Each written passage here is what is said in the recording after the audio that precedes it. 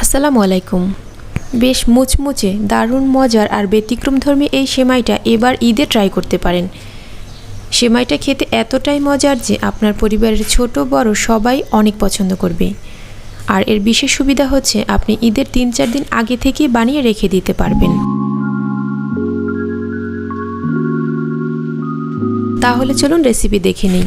Recipe ভালো লাগলে একটা লাইক দিয়ে উৎসাহিত করবেন।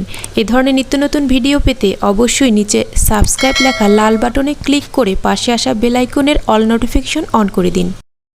রেসিপি শুরুতেই কিছু বাদাম ভেজে নিচ্ছি। এখানে আমি চীনা বাদামটা ব্যবহার করছি। আপনি চাইলে আপনার পছন্দ মতো যে কোনো ধরনের বাদাম এখানে ব্যবহার করতে পারবেন। বাদামগুলো জাস্ট ততটুকুই ভাজতে হবে যতটুকু ভাজলে এর লাল খোসাটা মোটামুটি উঠে আসবে। বেশি লাল করে ভাজা যাবে না। মোটামুটি ভাজা হয়ে গেলে হাত দিয়ে একটু প্রেস করলেই খোসাগুলো অনায়াসে উঠে আসবে। উপর থেকে বাদামের লাল খোসাটা ফেলে দিয়ে বাদামগুলো একটু আধ ভাঙা করে নিচ্ছি।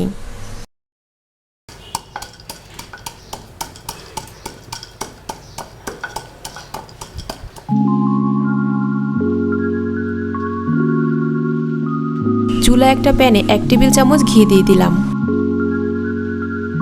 এখানে অবশ্যই ঘিটা ব্যবহার করবেন, তেল দিলে কিন্তু সেমাইটা খেতে ভালো লাগবে না। আর দিয়ে দিচ্ছি 1 কাপের মতো ভার্মিচেলি সেমাই।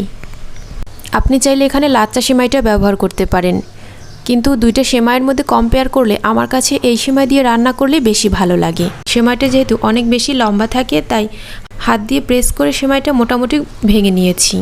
যা বলছিলাম, এখানে কিন্তু তেল ব্যবহার করবেন না। তেল ব্যবহার করলে সেমাইতে তেলের একটা বাজে গন্ধ থাকবে, যেটা খেতে আপনার কাছে একদমই ভালো লাগবে না। সেমাইটা যেহেতু একটু লালচে ধরনের তাই বুঝতে সমস্যা হয় যে কখন ভাজা হয়েছে। এখানে একটা সহজ সমাধান হচ্ছে, একটু খেয়াল করবেন, শুরুতে কিন্তু সেমাইয়ের ফ্লেভারটা আলাদা থাকে আর ভাজতে ভাজতে একটা ভাজা ভাজা ফ্লেভার অটোমেটিক চলে আসবে। যখন ওই ভাজা ভাজা ফ্লেভারটা পাবেন তখনই কিন্তু ভাজা বন্ধ করতে হবে। আর অবশ্যই শুরু থেকে শেষ পর্যন্ত চুলার আঁচটা লো করে দিতে হবে। এখানে একটা মিশ্রণ তৈরি করব। এর জন্য কড়াইতে সামান্য পরিমাণ পানি দিয়ে 4 টেবিল চামচ চিনি দিয়ে দিলাম। আপনি মিষ্টি বেশি খেতে চাইলে এখানে 6 টেবিল চামচ চিনিও যোগ করতে পারেন। প্রতি কাপ সেমাইয়ের জন্য সর্বোচ্চ 6 টেবিল চামচ চিনি ব্যবহার করা যেতে পারে। আপনি আপনার পরিবারের চাহিদা আর পছন্দ অনুযায়ী পরিমাণগুলো অবশ্যই বাড়িয়ে নিতে পারবেন। হাফ কাপের মতো গুঁড়া দুধ এই চিনির মিশ্রণের সাথে ভালোভাবে মিশিয়ে নিতে হবে। আর এই সময় কিন্তু নাড়া বন্ধ করা যাবে না, অনবরত নেড়েই মিশাতে হবে। নাড়া বন্ধ করলে গুঁড়া দুধটা আবার দলা বেঁধে যেতে পারে। কিছুক্ষণ জাল করার পরে অনেকটাই ঘন হয়ে আসবে। এর থেকে আর ঘন করার দরকার নেই। ভেজে রাখা সেমাইয়ের ভিতরে এই মিশ্রণটা দিয়ে দিচ্ছি। আপনি চাইলে এখানে কনডেন্স মিল্কও ব্যবহার করতে পারেন।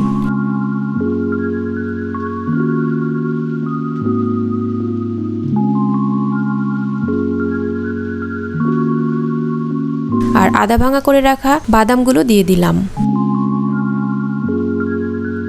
সামান্য কিছু উপকরণ দিয়ে এই সেমাইটা তৈরি করতে পারেন। এই সময় কিন্তু অনবরত নাড়তে হবে। আর এ সময়ও চুলার আঁচটা অবশ্যই লো করে দিতে হবে, না হয় নিচের দিকে ধরে যেতে পারে। কিছুক্ষণ নাড়তে নাড়তে দেখবেন এরকম একটা আঠালো ভাব তৈরি হবে। আর একটা পর্যায়ে দেখবেন এটা নাড়তে একটু কষ্ট হচ্ছে। ঠিক ওই পর্যায়ে সেমাইটা হয়েছে বুঝতে হবে।